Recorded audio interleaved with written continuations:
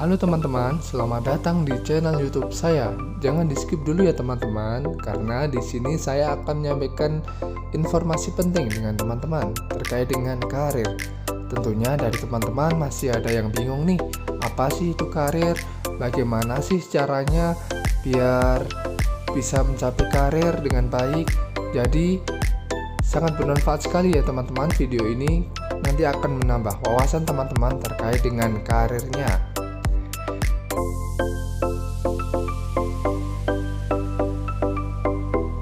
Jangan lupa untuk klik tombol like, comment, share, dan subscribe.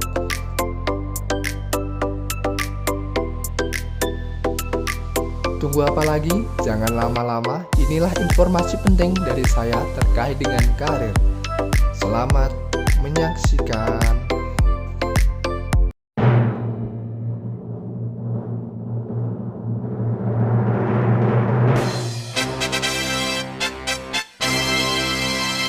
Assalamualaikum warahmatullahi wabarakatuh. Saya Ridwan Adi Nugroho dari Program Studi Bimbingan dan Konseling Universitas Muhammadiyah Magelang semester 4. Di sini saya akan membahas materi tentang mengenal bakat minat untuk meraih cita-cita dan karir di masa depan. Tentu masih banyak yang penasaran dengan apa itu bakat, minat, dan karir di masa depan. Untuk lebih jelasnya, mari kita simak video berikut. Yang pertama tentang bakat. Bakat adalah kemampuan seseorang bawaan sejak lahir berupa potensi untuk menguasai atau mencapai sesuatu dengan mudah dan baik. Jadi bakat dapat berupa kemampuan umum seperti kemampuan berbicara atau bakat khusus dalam bidang tertentu seperti seni, musik, maupun olahraga. Kemudian menurut ahli, yang pertama menurut Bigam, bakat merupakan sesuatu yang diperoleh setelah mendapatkan sebuah pelatihan. Sedangkan menurut Guilford, bakat mencakup 3 dimensi psikologi, yaitu yang pertama dimensi perseptual meliputi kepekaan indera, perhatian, orientasi, ruang dan waktu. Kemudian dimensi psikomotor meliputi kekuatan, gemetar, keluasan, dan dimensi intelektual meliputi ingatan, pengenalan, evaluasi, dan berpikir. Bakat secara umum dapat dibagi menjadi 2 jenis, yakni yang pertama bakat umum. Bakat umum adalah kemampuan dasar yang dimiliki oleh hampir semua orang, seperti kemampuan berbicara, berpikir, membaca, dan menulis. Sedangkan yang kedua yaitu bakat khusus, merupakan kemampuan yang lebih spesifik dan tidak semua orang memilikinya, seperti bakat seni, olahraga, maupun bahasa. Adapun jenis bakat umum, yang pertama itu ada kemampuan berbahasa. Jadi kemampuan berbahasa adalah kemampuan untuk berkomunikasi secara lisan dan tulisan, termasuk berbicara, membaca, dan menulis. Kemudian kemampuan matematika merupakan kemampuan dalam memahami konsep-konsep matematika, angka, dan logika. Kemudian yang kedua, kemampuan berpikir merupakan kemampuan untuk menganalisis, memecahkan masalah, dan mengambil keputusan. Kemudian kemampuan motorik merupakan kemampuan untuk bergerak, berkoordinasi, dan mengendalikan gerakan tubuh. Kemudian yang kedua, bakat khusus. Yang pertama ada bakat verbal, merupakan kemampuan untuk memahami dan menggunakan bahasa dengan baik, termasuk berbicara, menulis, dan memahami bahasa asing. Kemudian yang kedua, bakat numerikal, merupakan kemampuan untuk memahami dan menggunakan angka, termasuk matematika, logika, dan perhitungan. Kemudian yang ketiga, bakat skolastik, merupakan kemampuan untuk berpikir logis dan sistematis, serta mampu menggabungkan ide-ide abstrak dengan angka. Kemudian yang keempat, bakat abstrak merupakan kemampuan untuk memahami dan memvisualisasikan konsep-konsep non-fisik seperti pola, diagram, dan desain. Kemudian bakat kinestetik merupakan kemampuan untuk memahami dan mengekspresikan diri melalui gerakan tubuh seperti menari maupun olahraga. Kemudian bakat olahraga merupakan kemampuan untuk berprestasi dalam bidang olahraga seperti berlari, melompat, atau bermain bola maupun jenis olahraga yang lainnya. Kemudian bakat mekanik merupakan kemampuan untuk memahami prinsip-prinsip mekanik, mesin, dan alat-alat mesinnya. Kemudian ada bakat musikal, merupakan kemampuan untuk memahami dan menciptakan musik seperti bernyanyi, bermain alat musik, atau menciptakan lagu. Dan tentunya masih ada banyak bakat lagi yang tentunya tidak saya bisa sebutkan satu persatu. Teman-teman pasti juga bisalah searching Google maupun cari informasi dimanapun itu melalui media. Kemudian selanjutnya saya akan membahas tentang minat. Jadi minat merupakan kecenderungan hati atau ketertarikan yang tinggi terhadap sesuatu yang disertai dengan keinginan untuk mempelajari, memiliki, atau terlibat dalam hal tersebut. Secara sederhana, minat merupakan perasaan suka dan ketertarikan pada suatu hal atau aktivitas tanpa adanya paksaan. Menurut Elizabeth B. Harlock, bahwa minat merupakan sumber motivasi yang mendorong orang untuk melakukan apa yang mereka inginkan ketika mereka bebas memilih. Ketika mereka melihat bahwa sesuatu akan menguntungkan, mereka merasa berminat. Minat dapat dibagi menjadi dua jenis utama, minat vokasional dan minat avokasional. Minat vokasional berkaitan dengan bidang pekerjaan, sementara minat avokasional berkaitan dengan kegiatan yang dilakukan untuk kesenangan maupun hobi. Adapun jenis-jenis minat vokasional dan minat avokasional. Yang pertama, minat vokasional merupakan ketertarikan seseorang pada bidang tertentu. Seperti contoh, pada minat keilmuan, seperti penelitian, eksplorasi, dan pengembangan ilmu pengetahuan. Kemudian minat komersial, seperti contoh bidang bisnis, jual beli, periklanan, akuntansi, dan pekerjaan serupa. Kemudian minat mekanik, seperti contoh di pekerjaan melibatkan mesin, alat-alat, dan kegiatan teknis. Kemudian yang kedua, minat avokasional merupakan ketertarikan seseorang pada kegiatan yang dilakukan untuk kesenangan atau sebagai hobi, seperti contoh minat petualangan mencakup mendaki gunung maupun menjelajahi tempat yang baru. Kemudian minat hiburan seperti menonton film, bermain game, mendengar musik.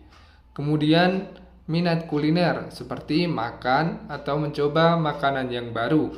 Kemudian minat seni seperti melukis, menulis, main musik, dan menari. Kemudian yang terakhir minat organisasi seperti kepanitiaan atau kegiatan sosial yang lainnya. Kemudian saya juga akan membahas mengenai cita-cita. Jadi, cita-cita merupakan sebuah keinginan, harapan, atau tujuan yang ingin dicapai seseorang dalam hidupnya, baik dalam jangka pendek maupun jangka panjang. Cita-cita memberikan motivasi, arah, dan tujuan dalam hidup, serta mendorong individu untuk berusaha mencapai potensi terbaik mereka. Cita-cita dapat mendorong seseorang untuk berusaha lebih keras dan mengembangkan potensi diri. Seperti contoh, cita-cita ingin menjadi dokter, pengusaha sukses, penulis terkenal, dan tentunya masih ada banyak lagi cita-cita yang mungkin akan teman-teman capai seperti guru, dosen, maupun cita-cita yang lainnya. Tentunya bakat dan minat sangat memiliki hubungan yang erat dengan cita-cita. Memahami dan mengembangkan bakat serta minat dapat membantu seseorang dalam menentukan dan meraih cita-citanya. Minat mengarahkan pilihan pada suatu bidang, sementara bakat adalah potensi yang perlu diasah untuk mencapai sebuah tujuan. Saya juga akan membahas mengenai karir. Karir merupakan perjalanan seseorang dalam dunia kerja, mencakup pengalaman, posisi, dan pencapaian. Bisa mencakup berbagai pekerjaan atau posisi yang berbeda. Tentunya, karir sangat berkaitan erat dengan cita-cita, karena karir merupakan cara untuk mencapai cita-cita. Contoh, berkarir menjadi manajer, bekerja di perusahaan teknologi ternama, dan tentunya masih ada banyak lagi karir yang mungkin akan teman-teman capai. Kemudian, cita-cita seringkali menjadi pendorong utama dalam perencanaan karir seseorang. Seseorang akan memilih jalur karir yang sesuai dengan cita-citanya dan berusaha untuk mencapai tujuan tersebut melalui perjalanan karirnya.